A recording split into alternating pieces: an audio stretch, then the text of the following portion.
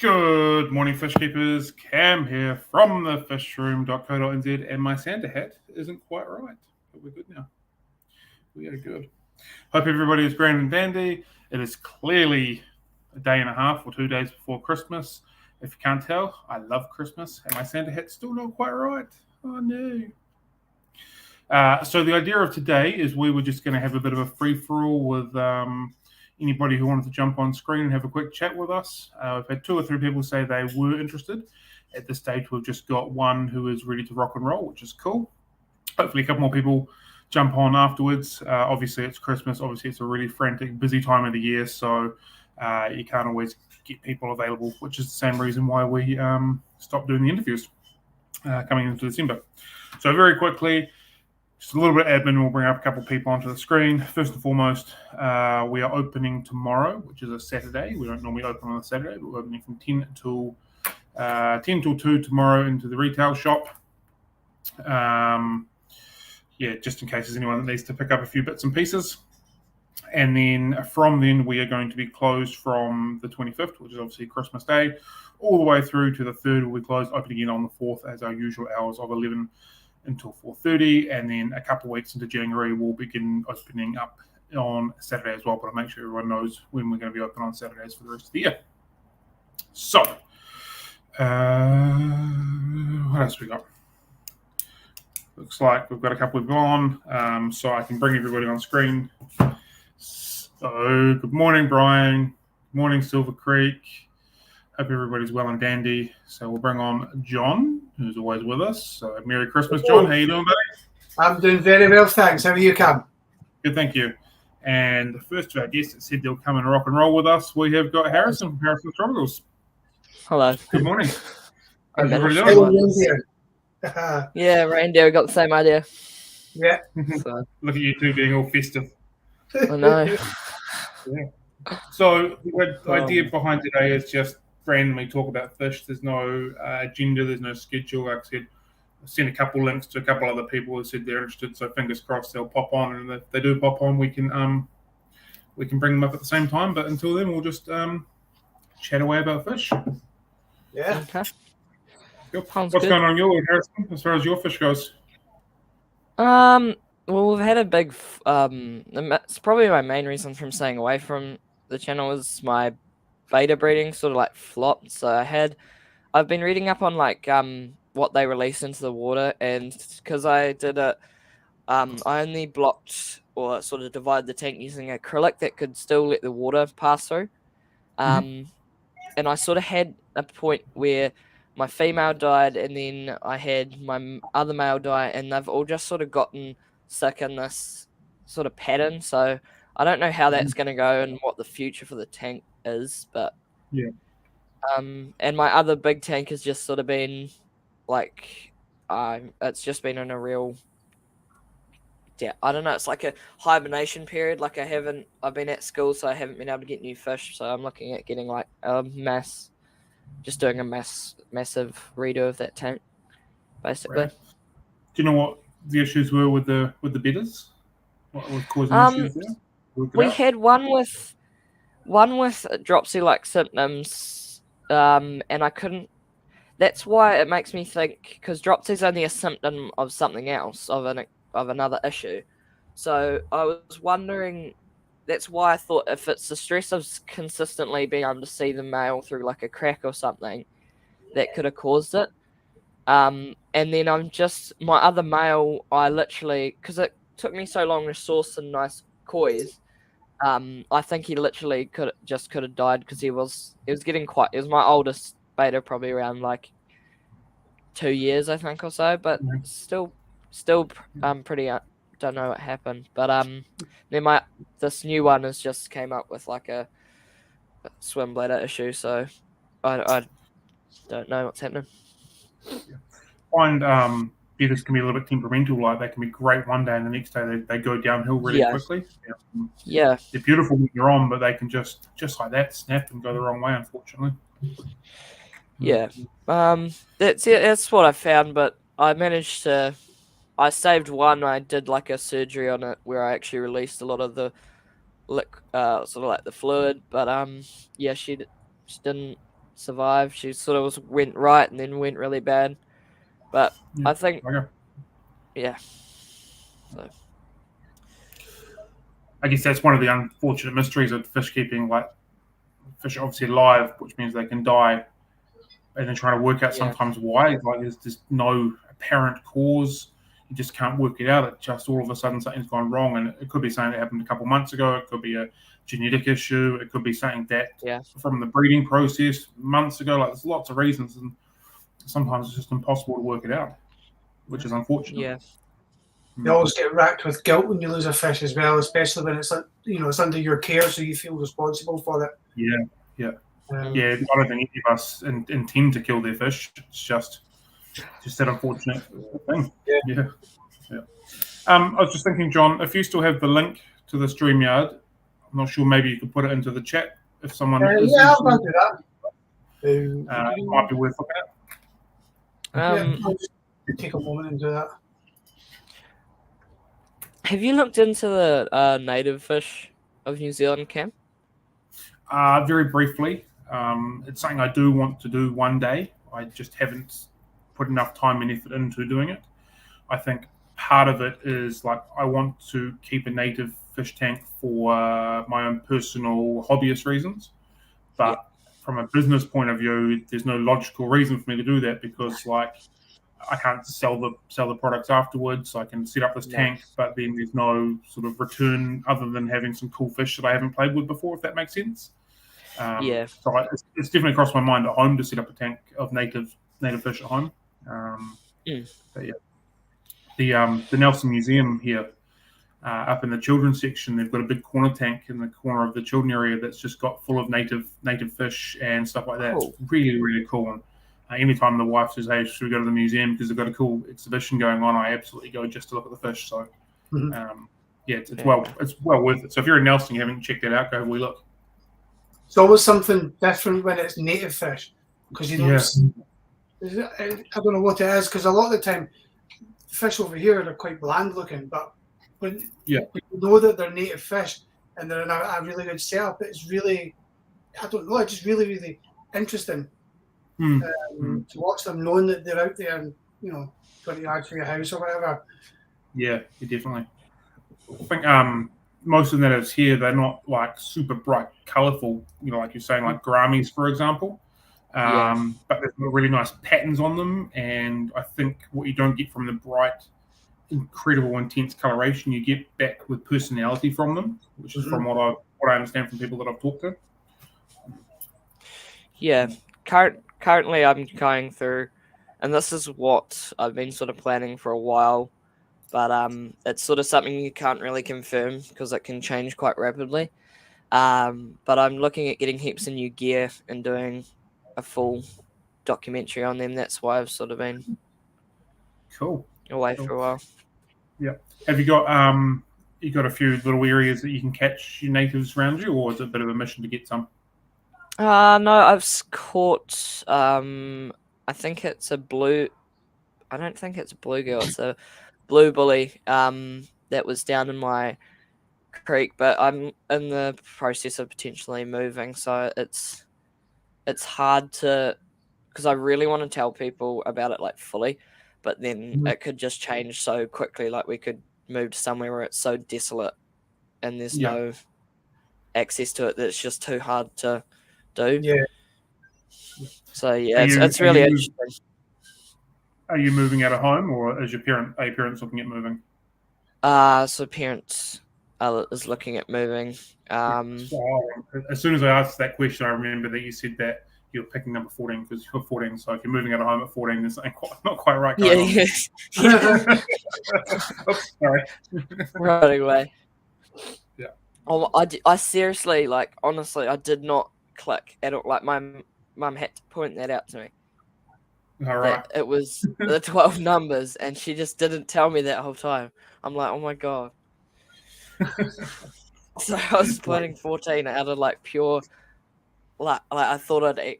I don't know what was going on. Clearly we didn't notice either. So a lot of frantic stuff happens, and a lot of people seem to lose their mind in sort of mid to late December. So we let you away with that. Yeah. Absolutely. Yeah. Oh, I was going to ask another question, but I've totally forgotten. No, it's gone. It was related to your channel and something you were doing. It might have been those food tests or those food things that you were doing. How did they end up finishing for you? Oh, I found that it was a lot of because I'd usually like my schedule for coming home on the weekends, especially, is I try and have like one day where I relax, and then I'll pump out all my water changes, and then just every time it seemed that I'd like something would sidetrack me, or I'd have to go and do a job or a chore, and Yeah. then I'd get back and I'd be trying to record these, the FFL, like the Fish Food League, and it was really hard to keep up with, and I found that people liked them, but it wasn't reaching out to as many people. And I'm recently planning to, I basically cut off, like I'm not letting myself do any videos on mobile editing apps, so I've gone completely to Premiere Pro, and that's just so because I really want to build up that skill and Yep. Yep. get it so my videos a bit better. Sure. And I've just whole format, like it was quite easy, and I was getting quite good at doing it on the mobile app, but the format completely changes when you're trying to do everything like that on Premiere Pro. Mm. So it's a lot more work. Yeah. Because especially that one I did on Hollywood Fish Farm, that was all done through Premiere Pro, and I think I spent about 4 days on it because I was just trying to because I put my voice over the whole, and I think it's like an hour long video, Yeah. and it took me like, I think I got rid of, I would have got rid of like 3 hours worth of footage, not footage, sorry, sort of like recording, because Yeah. I thought that I could hear the noise in the background, but it's just in like an instant I figured it found out that you can just use like a tool that takes out background noise. So I'm like, I could have, but That, it's yeah, that's all learning, eh? Like, I'm yeah, sure 6 months down the track you'll know this, and what took 4 days to edit will now take you 3 hours. yeah. So I'm hoping that's the plan anyway. Cool. So we now have the apparent. Oh, he's disconnected. He's disappeared. Well, we had the cooler cam sitting there ready to rock and roll. I was just about to lead him on, and he disappeared. So that's all right. Yeah, I use mobile editing apps for some of the short videos we do for Facebook, and for that sort of stuff, it's really really good. But I'd hate to be doing them too often for YouTube. Like I've done one or two, and Yeah, yeah, you definitely get a better result if you can learn how to use the more high intensity apps to edit and stuff like that. So yeah. yeah, definitely. You said something as well. I keep losing my train of thought today. My brain's in different directions because of everything that's going on at the moment. It's all good. It was something to do with your food thing and your video editing. I think I was going to say, for people that don't know, Harrison has his own YouTube channel. It's obviously Harrison's Tropicals. If you haven't checked it out, he's a New Zealand video creator, sorry, and does lots of stuff when it comes to aquariums and fish keeping stuff. So definitely check him out. He's been doing some pretty good stuff and just taking a bit of a break at the moment, but well and truly worth having a look and subscribing to him and all that kind of stuff. Yeah, I'll put a link in the chat for that just now. Yeah, cool. Oh, thanks, I think YouTube itself is it's a very fickle beast as well. You can put hours upon hours and hours onto it and get no returns, for a lack of a better way. Get two people watch a video and you put hours upon it, and then you can spend 15 minutes knocking something up and have thousands of people see it or something like that. So it's a really weird beast. But yeah, I just learned recently, because I was looking into the sort of, I wouldn't say I'm looking in it because I'm in it for the money, but I was reading something, and the algorithm isn't the same as it was or used to be. It used to be if you had a subscriber base, they all were notified, and I've sort of been hearing a lot of people, especially in this sort of aspect, the live streaming community, it's that people aren't getting notified and they want to get notified. Like Aquarium Co-op has done like text notifications because that problems became so big for them, and it's actually because YouTube's changed it to where it'll recommend the video or show the video to a select few, and they'll judge out of how much that select few clicks on it to how many people they're gonna, even if they're subscribed to you with notifications on, it's actually based, and this is, I could be wrong, but based on how many people of that select few clicked on it, or how it's the click rate. It's really weird. So it's not just having subscribers does it. Yeah, it's all about engagement that the content Yeah. generates, and that's what they look for, because engagement keeps people on their site. So if they're chatting, if they're liking, they're staying on YouTube, which means they can see more adverts. Yeah, And that's at the end of the day, they're a business and they're there to make money, and they make money by selling ads. So the longer you stay on their platform watching the ads, the happier they are. So, as opposed to putting your heart and soul into making videos that you love doing. Well, I was gonna ask you, Cam. I heard that, like, I think it was a couple months ago, you were looking for, like, I don't know if it was celestial pearl danios or just leopard danios. How did you go? How'd you go finding them? Managed to get well, I didn't get them in my hands, but I have. I'm aware of where there's a couple of males that I can get my hands on when I need them. But I'm yet to find any females, so having a few males isn't really doesn't make a lot of sense if I can't find any females. So still looking for them. Still wanting to put some decent money up if someone can sell us a male and a couple females, or a couple males from somebody, a couple females from somebody else, something along those lines. Willing to pay for shipping, even potentially willing to fly up and drive back down, or something along those lines, just to see if we can try and put a few fish together and make a few babies so they don't disappear. So yeah, at this stage, the chase has gone cold again, so to speak. But still absolutely looking, and that applies to a lot of fish.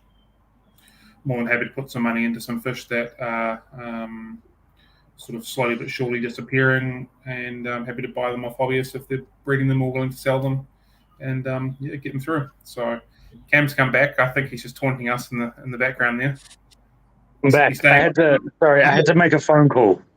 Oh, sure you did. You were taunting us. You knew I was about to push that button. How are you doing? I'm good. How are you? Yeah, living the Christmas dream, mate. Living the Christmas dream. Your beard. I'm not a fan of that. That looks very weird. Just so you know. See you later. Not even got a Christmas anything on the go just now. I'll show you my Christmas thing. This is the only Christmas thing I have in the whole shop. Oh god! I don't know if you can see it on the thing. Oh, you showed me yesterday. That's super cool. Yeah, that is cool. It's a little fan thing in a bauble. It's supposed to hang on a tree, but I don't have a tree, so it's just sitting on the counter. Well, that's disappointing. Why don't you hang it from some of your plants you got hanging around? Fair point. I have no counter argument to that. I'm a problem solver, buddy. I just solved your problem. Exactly. Good to hear it. Yeah. Harrison, have you met Cam before? Cam, it's Yeah, Harrison. I think I talked to Cam briefly on about. It's quite funny that you guys have the same name, but I think I talked to you about brevis shell dwellers a little while ago. Oh briefly. Yeah, I'm sure you did. But I have heard of you, and I do follow your stuff. I've seen some of your stuff. Oh, thank you. I appreciate that. Cam's the man when it comes to the little dwarf tangs and Africans. If you I- want to jump on, I try to be. You try to be. If I If what? you want to come in for a chat, Shelley, you're more than welcome to. We'll send you the link and you can jump on in. How awkward is that? It's a Zoom meeting. Did you think I was talking about Shelley's? Yeah, I did actually. But I will show you mine. I haven't done a post yesterday, but where are they? Oh, I did find some fry in here, but I think they're jewelry fry. But Cool. now, of course, there's one in there. I don't know if it'll come up on the camera because it's tiny. But yeah, that's my jewelry, my Tangeek excitement of the week. Cool. How are the Shelleys with all the jaws nice and clean and straight and looking like a real tidy looking fish? Yes, they are. There's one that is very. This one is the big boss. Yeah. if you can see. But no, they're starting to get some color and everything. Because when I moved this tank, they took ages to settle down. They just hid for ages. So that was kind of boring. But now they're starting to go out, starting to breed. The plants are starting to come back to life. So it's a good time. Yeah. Do you prefer the brevis over the Ockos or? I think they're very different. I don't know if I would be able to pick a preferred one because I think they're very different. But I think especially for like if it's your first, I wouldn't get just Aussies. Like if you are into shell dwellers, get both. Or if you're just gonna get one, I'd get just a brevis, if that makes sense. Just because they're much more beginner friendly and like easier to look after, less aggressive. Cool. I mean, I prefer their colors more than the Aussies personally, like their blue eyes and stuff. But yeah, I don't know. Like the blue eyes just really does it for me. It's like a little lamp eye, but more fun and more active. So yeah. I like that gold with the purple through the Aussies more. That's fair. I definitely.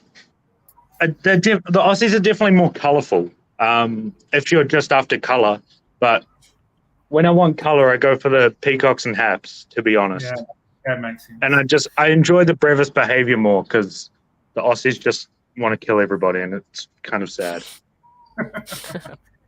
Thoughts on blood parrots with discus? Probably for me, I wouldn't go with that combination. I'm sure there are people that probably have.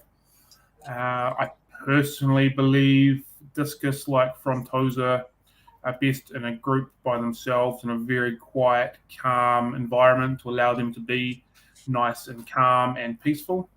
Maybe with the odd little ditherfish, corridors or something along those lines, if you can make something work, as opposed to the parrots, which are pretty boisterous, pretty aggressive with feeding.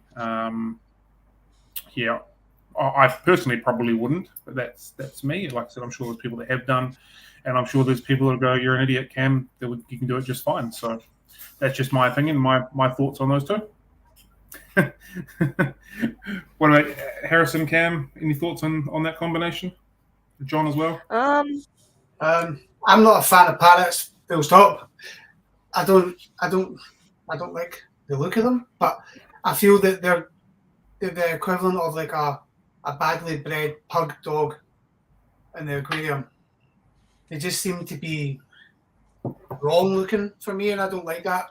They're like those fancy goldfish that just can't swim.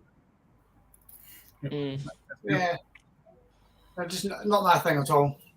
But if we're talking about mixing species, I think it can be done as long as you're meeting both fish's needs. So it comes down to the actual fish keeper, whether or not they can create an environment that copes with both fish pH levels and so on. So yeah. So that's that. So just quickly, yes, Todd, we've got a few 200 watt heaters sitting in stock at the moment. If you want to pop in when we're open, we'll be able to sort that out for you. How did you guys? What did you? I found it quite cool. Did you hear about like the beta? I think it was beta coconut and beta pugnax that came in recently. Mm-hmm. Did you guys? I did, that? yes. Did you guys I didn't get any. I didn't get any. All my holding were full. I didn't get any for the shop. I special ordered some some of the casino for someone, but they just got picked up pretty much straight out the bag, so I didn't really get to keep them or play around with them or anything like that. I know they've made it into a couple of I'm going to use the word prolific breeders in Nelson in New Zealand. So hopefully they get moving and some babies and some fry gets passed around, and they not that they become less rare, but they don't sort of die out, if that makes sense. I'm really hoping that because I was talking to Redwood Aquatics that no longer imports the sort of wild type betas, But seeing the trend of cockina then pugnacks, I'm hoping and I'm crossing my fingers that we get Embellis, because if we got them, they would be amazing to have. To be fair, I think they're probably the. It'd be close between the cockina and Embellis, but they're both really beautiful fish, so they'd be cool to have in New Zealand. I think there's a couple of importers that they're lurking around on Facebook pages and seeing what people are wanting and making a decent effort of trying to get in some different rarer stuff and not just sitting with this is what's worked for us for the last 10, 15 years. Not going to change it if that makes sense. Definitely in the last 6 to 8 months, there's been some pretty cool stuff that have popped up and down, or on and off, that haven't been around for a couple of years. And I think the other good thing as well that I've noticed, pretty not even that recent, that long, maybe only last 6 months max, is definitely more of a push towards better quality stuff. And not necessarily just from the specialists, us or specialist fish shops, just in the trade in general. I know what's that place called? Petstock had quality issues from the supplier that's the cheapest, and they moved to the better quality stuff that's a bit more expensive, because obviously the better it is, the more you have to pay, but it is definitely much more fun and better fish and more rewarding and everything to actually get some better stuff. And I'm hoping some of the importers and breeders and farms and stuff are starting to pick up on that trend, just as I know you and I are, Cam. It's definitely a case if you get what you pay for. Exactly. And not all of the suppliers supply the same fish, and sometimes it's worth paying the extra $2 or $3 for an extra fish. I think the neon dwarf praycocks are a really good example. They're one of the suppliers that really, really cheap, but they're small and they're weedy and they're gross, whereas you can pay very much double the price and a little bit more from another one of the suppliers, but they're strong, they're resilient, they come in with a decent shimmer on them, they're a good size, and they never seem to have issues. But the flip side, of course, as a retailer, you got to charge $22, $23 as opposed to $11 or $12. But you're getting a far better product, a far better fish, and a healthier fish, and a stronger fish, which is. And that's what I've noticed, is that the extra retail people seem to be a bit more willing to pay at the moment to actually get something that's bigger or better color or just generally healthier or better. People seem to be wanting to pay that, which is good. It means we can do more cool stuff, hopefully. Well, you can use just round numbers. Buy 10 fish for $200, you lose 5 of them because they're not in the best condition, and so you've lost $100, and then you've got to go buy another 10 or so to try and get your numbers back where you want it to go. So you've ended up spending $300 or $400 and had to buy more. Whereas you can buy one decent group of a stronger fish that's really healthy, really vibrant, really good quality, and you're spending the same amount of money, maybe a little bit less, because you don't have to come back and buy any more. Well, I guess there's two kinds of fish keeper, isn't there? There's one that just go for the cheap and just keep regurgitating more as it cycles through, or you go for you get ones that identify a quality fish and would pay whatever it takes to get that, because they know. And I suppose that comes with experience as well. And you guys that are in the shops, when you're engaging with the customers, you're educating them on that small part of time that you're with them. You're telling them, this is that, and this is a far better fish. And a lot of them will accept, okay, well, that's why that's more expensive. But you're always going to get that one guy that's like, no, that's not worth that amount. I can get that for that over there. So you're ripping me off. And let them go. I think there's also been a bit of a push within retail stores for doing their own quarantining with the fish coming in. Obviously, they come from import. There's 6 or 8 weeks or whatever it is that are held there. And then there's the retailers that are holding for a couple of weeks and feeding it better food and looking after the fish a lot more as well. I know one of the pet shops in Nelson have begun doing that, which is a positive thing. And I know there's another one up north that are doing that as well. So I think that's all good for the hobbyists, and the long-term result is the shops are putting more time and effort into the fish before they're selling it. It's not just I've got this, it's in a tank, you can sell it. It's been in 3 different types of water in 24 hours. we're looking after them, trying to get you a better fish, so you're not coming back to buy more fish because they're dying. You come back to get more fish because you've set up a new tank and you want to try a new species or something like that. Exactly. It's live animals at the end of the day. So, yeah, high quality stock, you're going to have a healthier, stronger community. And that only benefits the hobby in general. But if you're flooding the hobby with cheap crap, just like anything, it dilutes the quality, it puts people off the hobby because their fish are dying. It's not good for the hobby. So if retailers are taking time out to care for their fish, as opposed to just treating them like items on a shelf, then that is just going to improve. The more shops that are doing that, the better. Absolutely. Definitely.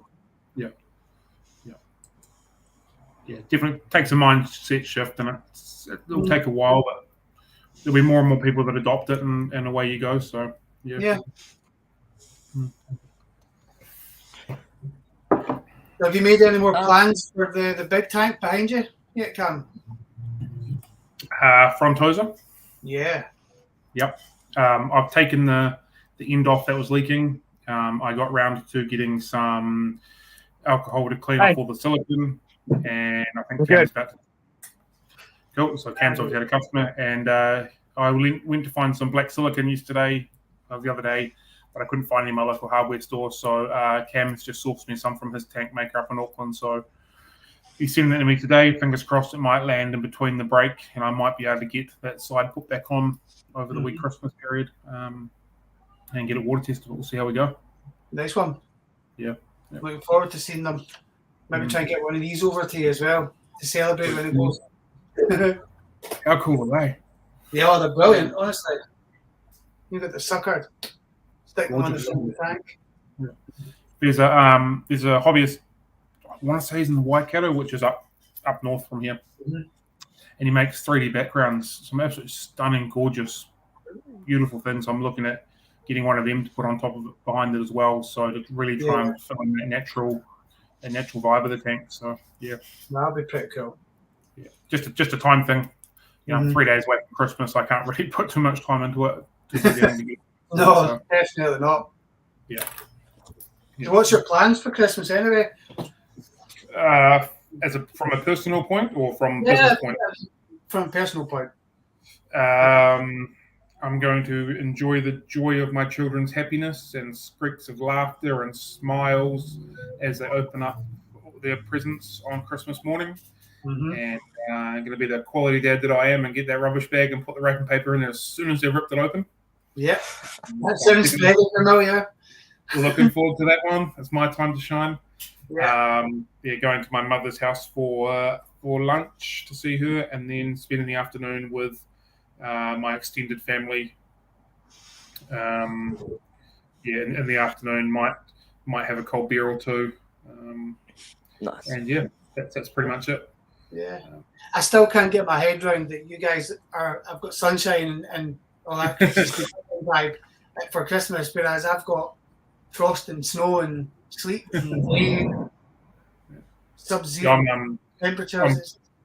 I'm cranking up my barbecue tomorrow to do a pulled pork and do some smoked pastrami on Christmas Day. So I didn't time it very well because I decided to open the shop. I was going to spend the whole day in front of the barbecue, but it'll just be a little bit more frantic for the day before. We'll make that work. Nice. What about yourself, Harrison? What's your new timetable? I think we're all staying at this house here. And then I think the plan is just obviously Christmas morning and the rush with my younger brother and stuff like that. And then we will head off to the beach, which should be fun. So it's pretty crazy. Yeah. How old's your younger brother? 10. So he's born on the same day as me, but 4 years apart. Really? That's weird. Wow. Wow. Yeah. How does that go for these days? A lot easier. I think it's a lot easier because one can't really rub getting presents in the other person's face, and I think that's probably a good thing. To be fair, one birthday dinner out for the whole family as opposed to one, couple months apart. Might have to Yeah. save some money for the appearance. It's pretty good. You're nearly convincing me, Shelley. You're getting very, very close to convincing me to set up an axolotl tank for my daughter. Nearly. You've got to get to about here, and we're about here at this point, so we're getting closer. It was there at one point, so we will see. Yeah, they're definitely pretty cool. Yeah, they're not my thing. Yeah, they're just not my thing. So yeah, I know it means that I have to look after it, as opposed to her looking after it. But yeah, we'll see how we go. It's been hotter than Stacy. Oh my god. Yeah. Dude, How hot is it over there just now? It's been pretty wet around the country. It's been warm, but it's definitely been wet. When it's not raining, it's been very hot. Mm-hmm. Yeah. We've got a special question for you, Harrison. What was the special day 9 months before your birthday? Hold on. Am I seriously going to come and answer it? Yeah. Let's see. 9 months before. What's 9 months before September? Mum's birthday. That's New Year's, mate. Both my kids are born in September. That's New Year's, Christmas. Yep. Good times, I suppose. It's actually September's a really popular time for children to be born for obvious reasons. Most people are on the end of year breaks, and at least in New Zealand, it's summer and all that kind of stuff. So yeah, that's a fairly normal thing. Bit of a spike in September. Yeah, I was October. Probably potentially in that bracket as well. Yeah. Yeah. So yeah. How are your fish going, John? Well, I'm in the process of shutting everything down because I'm moving out of the warehouse just now. So I've got a tank with one tank still running, which I'm going to shift through to my daughter's house. That's got some baby anglers and some neon coolie loaches. Some neon coolie loaches? Yeah. What are they? They're normal coolie loaches, but they're brown with a blue shimmer through them.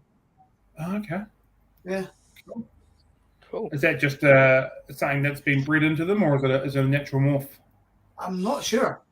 They weren't sold as hybrids, but I think they're natural. I think they're normal. Okay. Yeah.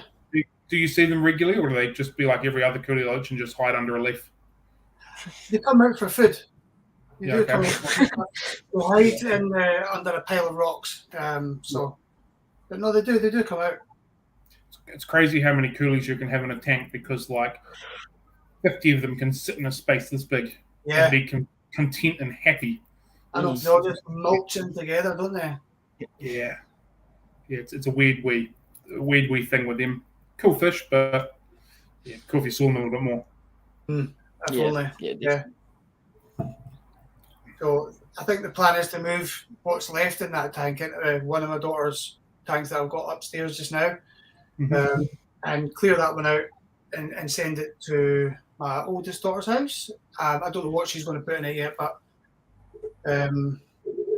she just wants a pretty fish, so it doesn't really help. So that's my task for next week. Is to shut everything down and move it. Cool. So very much in limbo just now. Yep. Just to quickly give everyone a wee update on the epistogrammas and the whiptails. The whiptails are going pretty well now that we're talking about pretty fish. They've gone pretty well. Lost one or two earlier this week, but they seem to have settled down again. Still trying to feed them as much green water as possible, and they've moved on to brine shrimp as well. So they're seeing okay, and chucking in some rapashi in there once a day as well, so they seem to be going well. The epistogramma, look, yesterday there's still a few hanging around. Looks like the numbers are being dwindled a little bit, and I think they're being dwindled because of the corridors that are in there. The skunk corridors are having a snack, I believe, which I was aware was going to happen. So once I manage to wiggle a bit more tank space, I'll take those corridors out and just leave those epistos by themselves. I believe I've got 2 females and a male in that tank, and it almost looks like the male is going from one female to another female, sort of between every other day, sort of thing. So it'd be kind of cool if it becomes a breeding trio as opposed to a breeding pair. So yeah, that'd be cool. Yeah, that'd be pretty cool if you got that going. Absolutely. Yeah. Hey, you're more than welcome to come on, Braxton, anytime you want, buddy. I've sent you through the link, so if you want to come have a wee chat, that's cool. And if you're on your mobile device, it'd be great if you showed us some of those amazing planted tanks that you've got that unfortunately don't have any cichlids in them. So Braxton has some absolutely incredible planted aquariums. So hopefully he comes for a quick chat. I sent him the link earlier. He said he had a few water changes to do, so he may or may not jump on. Fingers crossed he does, because he has got some phenomenal tanks. He teases me by sending me photos every couple of days. And it's a good time. It's quite often hey, look at this cool tank. You showed me that 2 days ago. Yeah, but it's still cool type of scenario. So hopefully he comes on. Hopefully he shows off his tanks, because they're stunning. Someone's been having a good pre-Christmas freshwater ecology. Yeah, just Rebecca. got back from the pub. Yeah. Have you do you follow her YouTube channel? I'm not sure. I've seen her in a couple of chats, but I can check if I do. Pretty quickly. Rebecca's got some phenomenal videos. I shared one the other day onto my Facebook page regarding feeding. Oh yeah. Very, very, very good. I don't want to use the word responses, but some very good information that comes through and thought provoking. And I'm a massive fan of watching her videos. So if you haven't, get amongst them. Yeah. No, that's all good. I've just subscribed and they look. Wow, yeah. Yeah, I've just sent her the link, so hopefully she might be able to join us. Yeah, cool. Fire away with your question, Shelley. We'll see if we can help. No promises, but you never know. Same with me, Shelley. I suck at plants, but I'm pretty good at fish. It's nice. I've only got 15 more minutes here, because I'm aware that there's going to be a couple people popping in just after 11, so I can't drag on too long today, unfortunately. Again, another reason why we're going to be pushing the live streams an hour earlier starting next year. Yeah. We're kicking off at 9 o'clock, not 10 o'clock. So, when we're in the middle of things like this, I don't have to run away quite as early for customers and couriers and that kind of stuff. So, yeah. Before we go, sorry, on you go, Harrison. Oh no, it's all good. Do you want to go? Or? No, go for it. It's fine. I'll catch up. All good. I was wondering, because Cam, you set up a black water tank. How did you go about cycling it? Because one thing I am looking at doing is instead of the beta splendens and sort of breeding the kois that need to be sort of separated, I was looking at coconut, but last time I tried to cycle at a lower pH, it didn't work, and I found that the sort of nitrifying bacteria doesn't really grow once you get to a certain point. So how did you do it without going below that level? I pretty much, if I don't have any cycled media just to throw in and get it kickstarted like that, I pretty much cycle all my tanks the same way, and that's by putting a frozen prawn into a tank and just letting it rot away. Sometimes 2 or 3, depending on the size of the tank, but it seems to be the method that I've found that works fairly well. And yeah, the lower pH, like Charlie said, does stall a cycle. The lower the pH, the less toxic the ammonia and all that kind of stuff, which makes it harder to get through that. That's the way that I generally use it, is the frozen prawn. It works pretty well for me. And then if that doesn't seem to work, you just slowly but surely do a fish in cycle, which is the thing that I don't really like doing.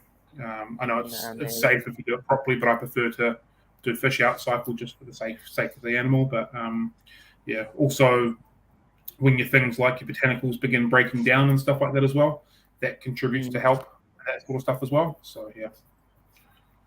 Okay. All good.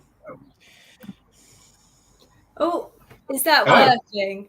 Yes. We got it. Yes, it's working. Hello. Yeah.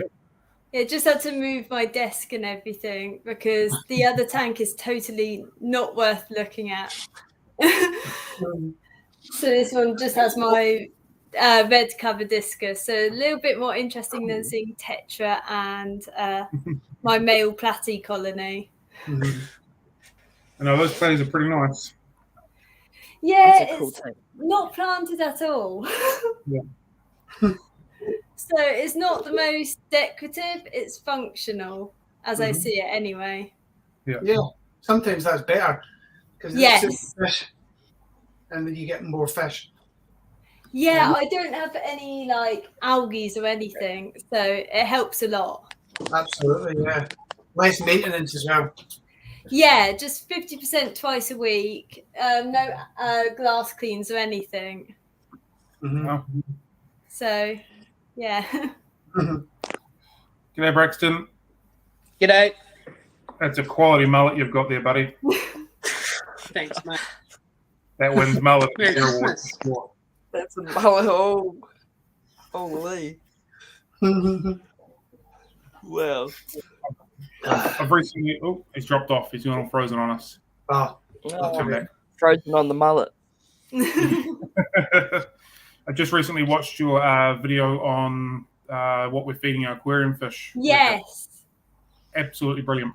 I need to do a proper live stream about it, but it's saying I did one of my, because my master's had 3 theses, I did one of my theses including diet. I also looked at body size, and I had to look at different like diets in Loricade and Plecos, and I was like, actually, are we getting these right?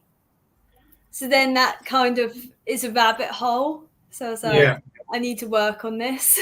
Mhm. And it's just difficult because there's so much behind it. And some of it is because people have brought their brands into it. People have money in the game, which makes it so much more difficult. And a lot of people have so it becomes a lot more personal, and brands also don't seem to worry as long as the hobbyists don't care. Yeah. Yeah, making their money.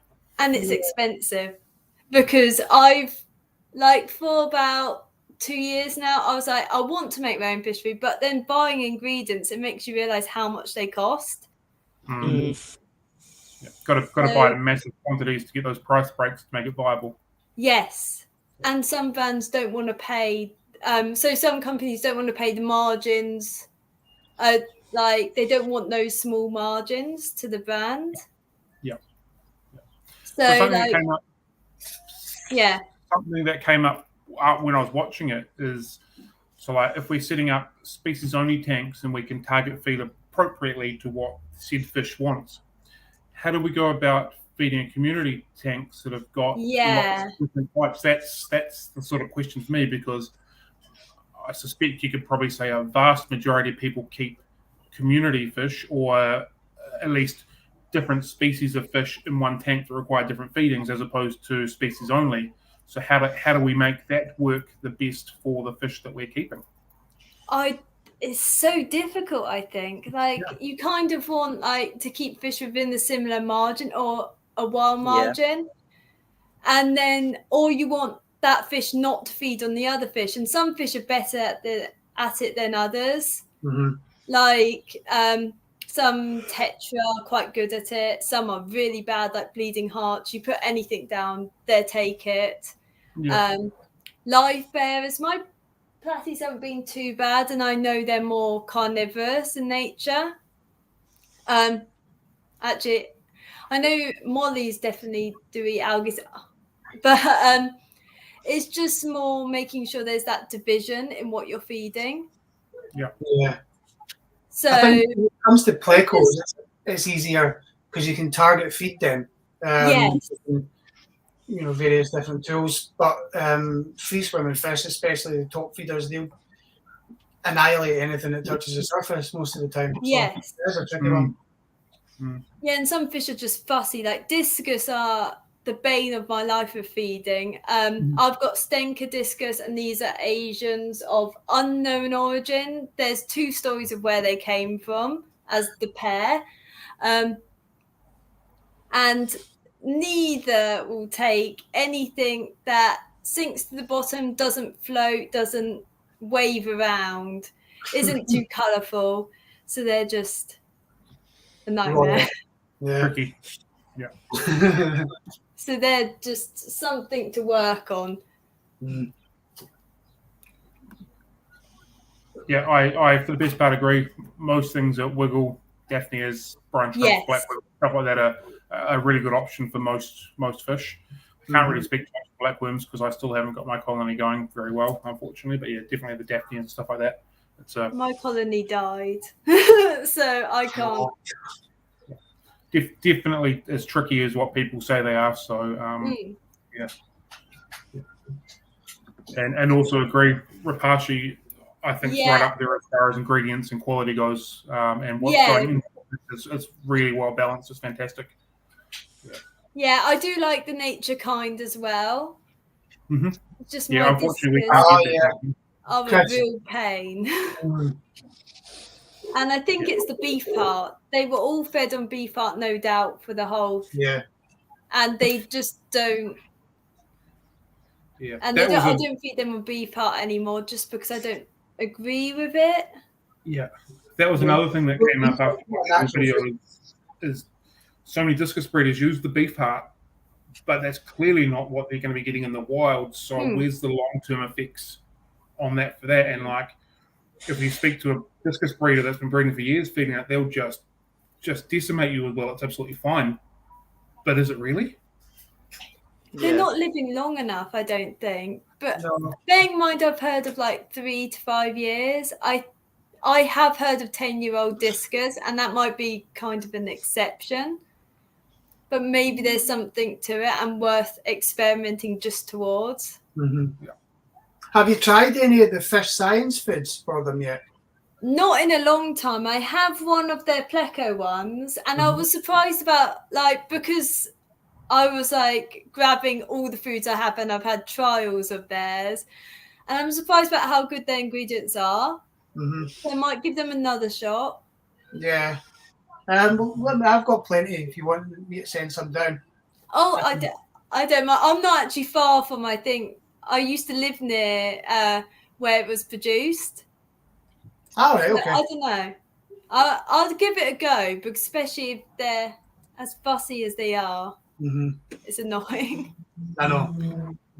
I think Shelley makes a good point. Breeders, wholesalers, commercial breeders, it's about putting the size on the fish as quick as possible so they can production, push them out through the line. And that comes back to the conversation we were having earlier about the quality of the fish. If fish are just being smashed with all these food just to expand their speed, their growth, does that make it a healthy product, or does that make it just something that's ready to sell quicker? It's what all the papers are on as well. You look at most papers, they're looking at that efficiency. Yeah. And not actually looking inside the fish. So I did find that one, which is backed up by many others, looking at inside the fish, so liver size particularly, which humans suffer with as well for a variety of reasons. So it's a very big topic, and I think you'll find more questions and answers no matter how long you dig into that, to be totally honest. And everyone's got their own opinions and thoughts on it. Like I said, depending if they've got money in the game producing stuff, or whether they're just a hobbyist that wants to have longevity in their fish, or what have you. So yeah, it's too big, and it's the wood eating thing. I get enough conflict from that, let alone every other part of diets. Got 4 minutes left. And I've got to shoot off. So, John, if you've got something you want to say, could you please say it now? Yes. Big, huge thank you to everybody that's been taking part in 12 days of Fish Bass. I can't say it right. It's been great fun. And one thing I've noticed is everybody's been after, well, not everybody, but a lot of people's been after one specific number. And I just want to say that number is actually coming up today. So all you people that's been voting for number 3, today's your day. Good luck. Yes. So that'll come up on the Facebook page in about 5 minutes. So that's all I needed to say. Cam, you got anything else before you get on your sleep? I don't have anything too important. I was just say, Rebecca, would you be interested in coming on for a chat with us next year? Yeah. It depends when I have time as well. So, but Yeah. I'll either send you a message. I'll get John to send you a message, and we'll try and arrange a time that works for everybody. We always do it on today's our Friday. I think it's probably Thursday for you over there. Yeah, Thursday. yes. Yeah. So it's always around about this time we'll be on the Thursday every couple of weeks, but we'll try and organise something to that works for you. Like I said, I've watched a lot of your videos and followed some of the stuff you talk about on the various Plecostomus Facebook pages, and very knowledgeable, and would love to have you on to talk about that kind of stuff.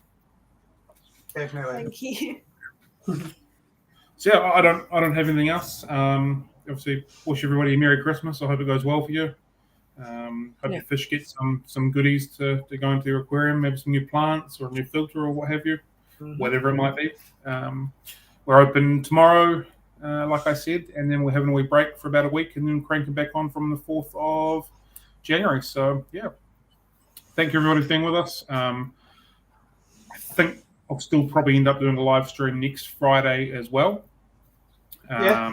Should be able to make that work. Other than that, I hope everybody has a really good day. Thank you for the people that joined us. Cameron's obviously not here anymore. Unfortunately, we tried to get Braxton on, but his phone didn't quite work. I'd love to get him involved on a conversation with us one day as well, because he's got a wealth of knowledge when it comes to planted aquariums as well. And thanks very much, Rebecca and Harrison, for joining us as well. It was a good time. All right, guys. Thanks very much. Have a good one. Merry Christmas, everybody. Catch you later. Merry Christmas. Bye. Thank you. Thank you. Bye.